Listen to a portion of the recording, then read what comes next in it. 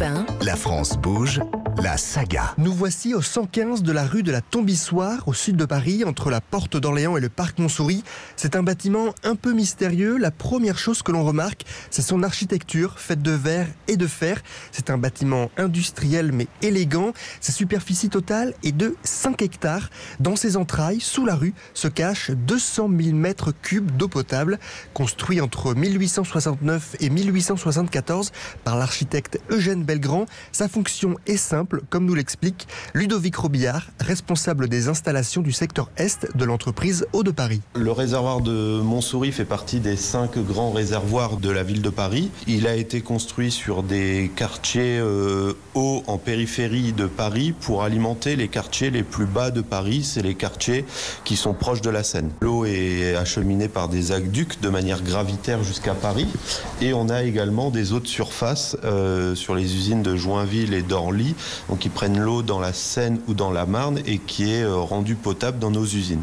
L'eau contenue dans ce réservoir est potable, alors avant d'arriver à Montsouris, l'eau passe par l'usine de l'Haÿ-les-Roses pour être nettoyée.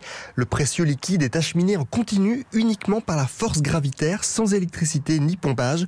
En tout, depuis son point de départ, l'eau parcourt 130 km. Ici, ce qu'on voit dans les bâches, c'est le point terminal de l'aqueduc du Loing. C'est des bâches dans lesquelles on aperçoit des tulipes, c'est des formes évasées pour casser la pression de l'aqueduc et qui va alimenter en 24 heures sur 24, 7 jours sur 7, les 4 compartiments du réservoir.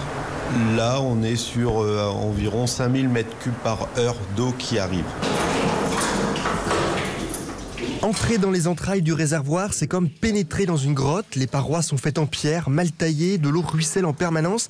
Et cette eau coule grâce à 4 robinets qui ont une utilité bien particulière. Alors les robinets que vous voyez, c'est les robinets qui nous servent pour le prélèvement de l'eau pour faire nos analyses d'eau. Donc il y a 2 types d'analyses. Les analyses réglementaires programmées par l'ARS, l'Agence régionale de la santé, et aussi nos propres prélèvements et nos propres analyses dans le cadre de l'autosurveillance. L'ensemble de nos analyses font que l'eau est le produit alimentaire le plus contrôlé en France. Donc, vous pouvez tout à fait boire l'eau de Paris en toute sécurité. Suivons Ludovic Robillard et allons au cœur du réservoir, dans un des 4 compartiments. Architecture, lumière, bruit, l'endroit ressemble à une église. Et comme dans une église, depuis près de 150 ans, la structure est soutenue par 1800 piliers. On est le long d'un compartiment de stockage d'une capacité de 60 000 m3 d'eau.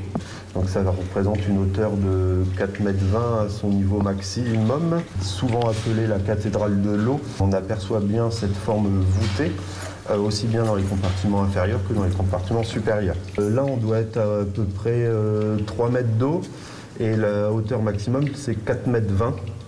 Donc on voit la marque sur les piliers en partie haute qui délimite la hauteur. Cette eau stockée en plein cœur de Paris alimente 30% des Parisiens, mais le réservoir de Montsouris n'est pas le seul qui stocke l'eau potable de la capitale.